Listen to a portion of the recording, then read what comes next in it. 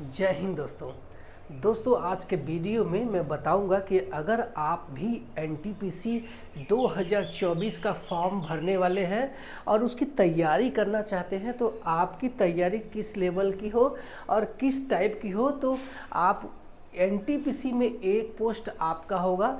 मैं ये मुश्किल से 4-5 पॉइंट आपको बताऊंगा कि आपको किस तरीके से तैयारी करना चाहिए जिससे आपकी उसमें एक पोस्ट हो जाए।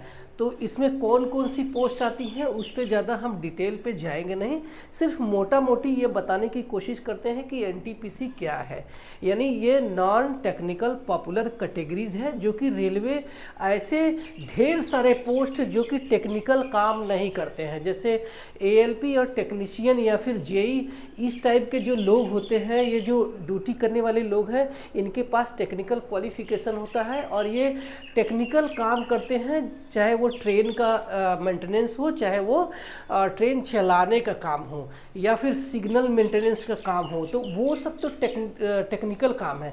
लेकिन इसके साथ साथ पेमेंट निकालने के साथ साथ टिकट चेक करना, सिग्नल देना या स्टेशन मास्टर गार्ड, इस तरीके से बहुत सारी जो वैकेंसी है जो कि नॉन टेक्निकल पोस्ट में आती है। तो उन सारे पोस्ट को भर्ती करने के लिए रेलवे एक एनटीपीसी यानी नॉन टेक्निकल पॉपुलर कैटेगरीज का एग्ज़ाम करवाती है, जिससे सिर्फ एक ही एग्ज़ाम को लेकर के सारे पोस्ट को भर सके।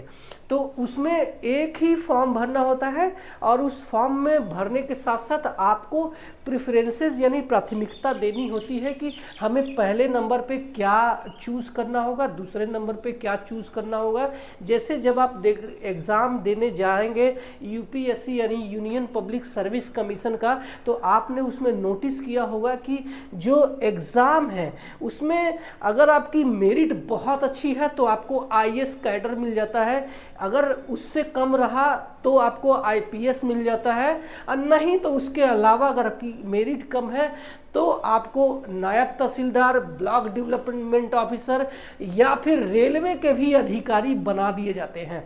तो इसी तरीके से जो एनटीपीसी का एग्ज़ाम है वो भी इसी तरीके से एग्ज़ाम होता है। तो अगर आपका मेरिट में अच्छा खासा नंबर है तो आपका जो मनपसंद जॉब है तो वो मिल जाता है, लेकिन अगर आपकी मेरिट में कम नंबर रहे तो वो जॉब वो आपको नहीं मिलेगा। उसके नीचे जो आपने प्राथमिकता दिया हुआ है तो उसमें आपको जॉब मिल जाती है।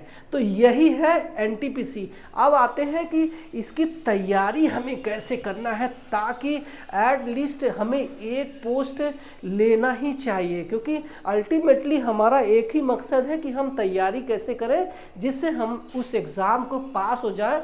तो उस एग्ज़ाम को पास करने के लिए सबसे पहले ज़रूरी ये है कि हमें ये जानना होगा कि वो जो परीक्षा है उसमें किस प्रकार के प्रश्न आएंगे और उसका जो सिलेबस क्या होगा और उस एग्ज़ाम का पैटर्न क्या होगा, उसमें कौन कौन से विषयों से सवाल आएंगे, कौन कौन सी किताबें हमें पढ़नी पड़ेगी और कितने घंटे पढ़नी पड़ेगी। तो अगर हम इस एग्ज़ाम पैटर्न और सिलेबस को समझ लिए तो उस एग्ज़ाम को आसान करना, क्रैक करना आसानी होगी। तो इसके एग्ज़ाम और पैटर्न को समझ लेते हैं। तो इसमें दो टाइप के पोस्ट होते हैं, एक तो होते हैं 12th लेवल के और दूसरे होते हैं ग्रेजुएशन लेवल के। तो अगर आप ग्रेजुएट हैं तो आप दोनों फॉर्म भर पाएंगे, 12th वाला भी और ग्रेजुएट लेवल वाला भी। तो लेकिन अगर आप 12th सिर्फ पास है तो आप ग्रेजुएट लेवल का तो भर ही नहीं सकते, आपको 12th लेवल का भरना पड़ेगा। ठीक है, तो अभी इसमें जो पेपर आएंगे वो देख लो कि किस टाइप के प्रश्न आने वाले हैं। तो इसमें जो है 2 सीबीटी होगा। सीबीटी जो लोग नहीं जानते हैं उनको बता दूं कि सीबीटी का मतलब ही है कंप्यूटर बेस्ड टेस्ट, यानी आपका जो एग्ज़ाम होगा वो कंप्यूटर पे एक प्रश्न के 4 उत्तर होंगे जिसमें चारों में से कोई एक सही होगा, उसको एक को सही करना होगा जिसके लिए आपको 1 नंबर सही जवाब के लिए मिलता है। एक एक गलत जवाब के लिए आपको 1/3 निगेटिव मार्किंग काट लिया जाएगा। अगर आपको निगेटिव मार्किंग नहीं पता है तो मेरे इसी चैनल पे एक वीडियो पड़ा है कि निगेटिव मार्किंग क्या है, इसके कैसे बचना है, तो आप उसको देख सकते हैं। तो ये तो हो गया हमारा एग्जाम का पैटर्न, जिसमें हमें एक सीबीटी यानी कंप्यूटर बेस्ड टेस्ट से गुजरना होगा। तो पहला जो सीबीटी होगा, सीबीटी 1, वो सिर्फ और सिर्फ क्वालिफाइंग नेचर का होता है, यानी इसको पास करके हम अगले पड़ाव यानी सीबीटी 2 में चले जाते हैं। अब सीबीटी 2 का मेरिट ही डिसाइड करता है कि हमें रेलवे में जॉब मिलेगा कि नहीं, क्योंकि सीबीटी 1 सिर्फ और सिर्फ सीबीटी 2 में जाने के लिए एक एग्जाम है। ठीक है, तो अब सीबीटी 1 में कितने क्वेश्चंस आने वाले हैं, तो इसमें जो है 100 क्वेश्चंस आएंगे, जिसके लिए 90 मिनट जो है दिए जाते हैं। तो ये क्वेश्चंस कौन सा रहेगा, ये मैथमेटिक्स रहेगा, रीजनिंग रहेगा और जीके रहेगा। ठीक है, मैथमेटिक्स, रीजनिंग और जीके रहेगा। तो इसके सवाल का बंटवारा देख लो, इसमें 30 प्रश्न आपके मैथमेटिक्स के रहेंगे, 30 प्रश्न आपके रीजनिंग के रहेंगे, 40 प्रश्न आपके जीके के रहेंगे। तो ये सिर्फ जीके नहीं है, इसमें साइंस भी इंक्लूड है, और वो है जनरल साइंस, जो कि जैसे विटामिन सी की कमी से कौन सा रोग होता है, विटामिन डी की कमी से कौन सा रोग होता है, पत्तों का हरा होना कौन से क्वालिटी को दर्शाता है ना। तो इस टाइप के जो है बहुत सारे जो क्वेश्चंस है वो इसी में आते हैं, जिसको हम जीके, जनरल अवेयरनेस या फिर करंट अफेयर्स भी बोलते हैं। तो उसमें जो है सारे इंक्लूड रहता है। तो आपको ये बहुत बड़ा नंबर है, मैथमेटिक्स के आपके कम सवाल है, यानी 30 सवाल है। तो जिनके मैथमेटिक्स कमजोर है उनके लिए ये एनटीपीसी एक वरदान है, बशर्ते आपको अभी से तैयारी करनी होगी। अगर आप ये सोच रहे हैं कि नोटिफिकेशन आएगा, भर्ती आएगी, तब मैं फॉर्म भरूंगा, उसके बाद मैं तैयारी करूंगा, तो आप लेट हो जाएंगे उनसे जो लोग अभी से तैयारी कर रहे हैं। क्योंकि मेरा एक्सपीरियंस है, क्योंकि ये जो एग्ज़ाम है, ये एग्ज़ाम में अगर वैकेंसी हमें 10-20 हज़ार आती भी है, तो लेकिन भरने वालों की संख्या 50 लाख हो जाती है। तो अगर आप पहले से तैयारी नहीं करेंगे तो आप पिछड़ जाएंगे। क्यों?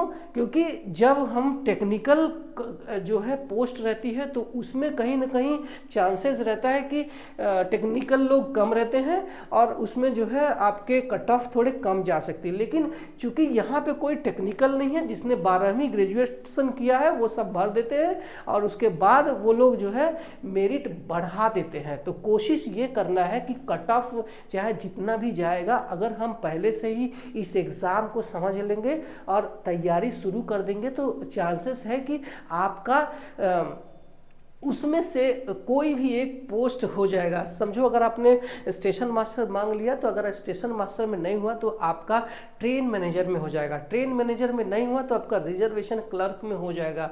इसी तरीके से अगर आप 12th बेसिस पे आपने सीसीटीसी भरा है, आप रेलवे में टीटी बनना चाहते हैं, तो मान लो आपकी मेरिट अगर नहीं आई, तो आप जो है उसके साथ में दूसरे टाइपिंग वाले पोस्ट होते हैं जिसको हम क्लर्क बोलते हैं, तो उसमें आपका चांसेस बन सकता है। बशर्ते आपको कोशिश ये करना है कि अभी से तैयारी शुरू कर देना चाहिए।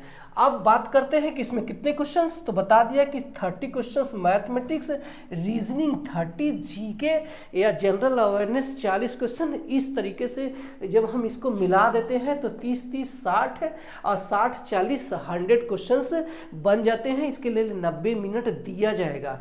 तो ये हो गया सीबीटी 1। अब सीबीटी 2 की बात करूं तो इसमें सेम टू सेम क्वेश्चंस रहेंगे, सिर्फ और सिर्फ आपके नंबर ऑफ क्वेश्चंस बढ़ जाएंगे, सब्जेक्ट वही रहेगा। मैथमेटिक्स के आपके 35 क्वेश्चंस हो जाते हैं, रीजनिंग के 35 क्वेश्चंस हो जाते हैं, जीके एंड जनरल अवेयरनेस के आपके 50 क्वेश्चंस हो जाते हैं। इस तरीके से आपको 120 क्वेश्चंस 90 मिनट में ही सॉल्व करने को मिलेगा, जिसके लिए एक सही सवाल करने पर आपको 1 नंबर मिलते हैं, एक गलत जवाब देने पर आपको 1/3 अंक काट लिया जाएगा निगेटिव मार्किंग के रूप में। और यही सीबीटी 2 का जो मेरिट है, यही डिसाइड करेगा कि हमें पोस्ट कौन सा मिलेगा, और इसी में हमें मेरिट बनाना पड़ता है। तो ये तो हो गया हमारा जो एग्ज़ाम पैटर्न और सिलेबस। अब बात करते हैं कि इसकी तैयारी हमें कैसे करना है। तो अब आप जान गए हैं कि आपके जो एग्ज़ाम है उसमें 3 विषयों से सवाल आने वाले हैं, और वो है मैथमेटिक्स, रीजनिंग और जीके। अगर इसकी किताब आपने स्टार्ट कर दिया, पढ़ना मंगा करके अपनी स्टडी स्टार्ट कर दिया, तो शायद आपका सिलेक्शन हो जाएगा। तो अब हम अपने दूसरे पॉइंट पे आते हैं कि ऑनलाइन ऑफलाइन सेल्फ स्टडी या फिर कोचिंग कैसे पढ़ाई करूं जिससे कि ये एग्ज़ाम को पास करना आसान हो जाए। तो देखो, ऑनलाइन में अगर आपको लगता है कि मैं ऑनलाइन में कोई ऑनलाइन कोचिंग ज्वाइन कर लो, बहुत सारे कोचिंग हमें टेक्स्ट बुक एप्लीकेशन डाउनलोड कर लो, वहाँ पे हमें मिल जाते हैं, जो कि जिसका पूरा कोर्स आपको 500 से 1000 रुपये के बीच में आ जाएगा। तो अगर आप उस ऑनलाइन कोर्स से बिल्कुल कंफर्टेबल फील कर रहे हैं और अच्छे से तैयारी कर रहे हैं, तो आपको ऑनलाइन स्टडी करना चाहिए। लेकिन अगर आप ऑनलाइन नहीं पढ़ रहे हैं तो ऑफलाइन स्टडी करने के लिए मैं बताता हूं, जो कि बहुत सारे लोगों का पसंदीदा सब्जेक्ट है, मतलब टॉपिक है। ऑफलाइन पढ़ने के लिए सबसे बेस्ट कंफर्टेबल फील करते हैं, मैं भी ऑफलाइन पढ़ा हूँ। तो आपको कोशिश ये करना है कि मैथमेटिक्स और रीजनिंग ये तीनों किताबें आप ऑनलाइन मंगा लो, ठीक है।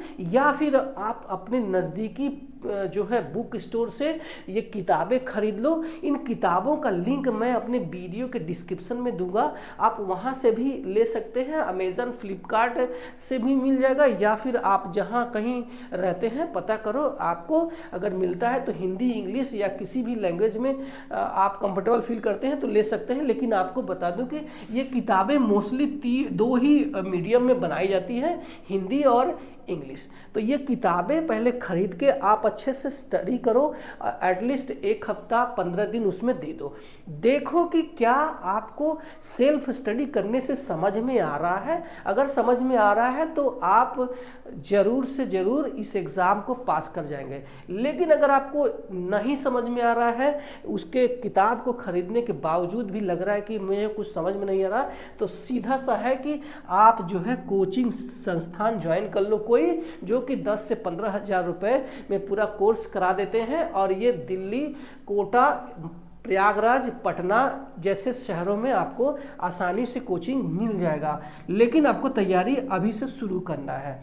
अब हम बात करते हैं अपने अगले पॉइंट की। तो ये है कि परीक्षा का जो लेवल है क्या होगा, क्या एक साधारण छात्र पास कर सकता है क्या? तो यस, अगर आपने 10वीं में अपने बलबूते पर यानी बिना किसी चीटिंग के एग्ज़ाम पास किया हुआ है, तो यकीन मानो आप आसानी से रेलवे का कोई भी एग्ज़ाम, चाहे एनटीपीसी हो चाहे एएलपी हो, आप पास कर सकते हैं, बशर्ते आपको अपनी तैयारी में पूरा जी जान लगा देना होगा। तो ये हो गया कि अगर आप जो है एक साधारण छात्र है तो भी आप उस एग्ज़ाम को पास कर सकते हैं। कुछ लोग पूछते हैं कि मेरी मैथमेटिक्स कमज़ोर है तो क्या मैं रेलवे के परीक्षा पास कर पाऊंगा? तो यस, आप देख सकते हैं मैथमेटिक्स का सिर्फ और सिर्फ 35 क्वेश्चंस है, और यहाँ पे जनरल अवेयरनेस का 50 और इसका रीजनिंग का आपका 35 यानी 85 क्वेश्चंस आपका हल कर सकते हैं। इसमें जो है 35 क्वेश्चन सिर्फ मैथमेटिक्स का है, लेकिन फिर भी आप मैथमेटिक्स की तैयारी करते रहो, उसमें कुछ ना कुछ क्वेश्चन सॉल्व करो। अब हम आते हैं अपने अगले पॉइंट पे। तो किस पोस्ट में टाइपिंग है, किस पोस्ट में एप्टीट्यूड टेस्ट की ज़रूरत है, ये आपको मालूम होना चाहिए, तभी आप अपने मनपसंद पोस्ट चुन पाएंगे, अदरवाइज आप नहीं चुन पाएंगे। लेकिन आपको बता दो कि कुछ ऐसे पोस्ट हैं एनटीपीसी में, जैसे सीसीटीसी के लिए आप जाना चाहते हैं तो उसमें कोई टाइपिंग की ज़रूरत नहीं है। लेकिन सीसीटीसी का जो कट ऑफ है, अगर मान लो हाई चली गई तो कम अगर कट ऑफ है तो आपको टाइपिंग वाले पोस्ट दिए जा सकते हैं, बशर्ते आपको टाइपिंग आनी चाहिए। तो कोशिश ये करो कि अगर आपने अभी से कोई टाइपिंग क्लास ज्वाइन कर लिया है, कहीं से सीख लिया है तो ठीक है। उससे क्या आप जो है अगर रिटन एग्जाम CBT 2 निकाल लेंगे तो बाद में आपको टाइपिंग टेस्ट दिलवाया जाएगा, जिसमें आप आसानी से पास कर जाएंगे। अगर आपको टाइपिंग नहीं आ रहेगा तो आप फेल हो जाएंगे, फिर ना तो आपको CCTC मिला और ना तो फिर आपको टाइपिस्ट ही मिला। तो आपको ये ज़रूरत है कि ये किस पोस्ट में टाइपिंग है, अपना टाइपिंग सीख के लो, आपको काम आ सकता है। सिर्फ आपको जो है सर्टिफिकेट की ज़रूरत नहीं है, आपको सिर्फ और सिर्फ सीखना है। और उस टाइपिंग का कोई एग्ज़ाम के मेरिट में कोई रोल नहीं है, आपका पूरा का पूरा जो रोल है CBT 2 पे है। तो ध्यान रखना। तो ये हो गया कि किस पोस्ट में टाइपिंग और किस पोस्ट में एप्टीट्यूड टेस्ट की ज़रूरत है। तो एप्टीट्यूड टेस्ट की तैयारी हम बाद में भी कर सकते हैं। इस CBT 2 पास कर लिया तो उसके बाद आप जो है एक साइको टेस्ट होता है, जो कि सिर्फ ट्रैफिक असिस्टेंट और स्टेशन मास्टर का साइको टेस्ट होता है, क्योंकि उसका जो वर्किंग है वो प्योर सेफ्टी से रिलेटेड है। उसको कब कौन सा डिसीजन लेना चाहिए, स्ट्रांग डिसीजन लेना चाहिए सुरक्षा की दृष्टि से, तो उसके लिए वो एग्ज़ाम है। कौन सा? एप्टीट्यूड टेस्ट है। तो वो बाद में कर सकते हैं, लेकिन टाइपिंग वाला काम आप पहले से ही करके रखो, क्योंकि अगर आपने अपने मनपसंद पोस्ट नहीं मिल पाते हैं जिसमें टाइपिंग नहीं है, तो वो पोस्ट आपको मिल सकते हैं जिसमें टाइपिंग है। ध्यान रखना।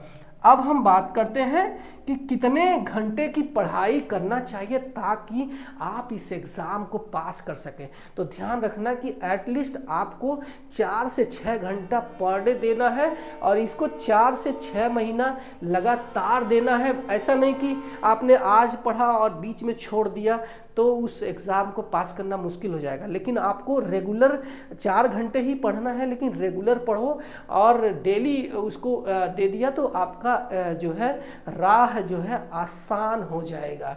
तो ये है कि कितने घंटे पढ़ाई करनी पड़ेगी, और पूरा मैंने बता दिया है कि आपकी तैयारी किस तरीके से हो ताकि आप NTPC में आपकी एक वैकेंसी हो। आप मेरे चैनल पे पहली बार आए हैं तो सब्सक्राइब कर लेना, और इसमें से कोई सवाल होगा तो मेरे कमेंट सेक्शन में पूछ लेना, मैं रिप्लाई करूँगा। और यहाँ नहीं तो आप मुझे इंस्टाग्राम में भी मैसेज करके पूछ सकते हो, मैं वहाँ भी रिप्लाई करता हूँ। मिलते हैं अगले वीडियो में, तब तक के लिए बाय बाय।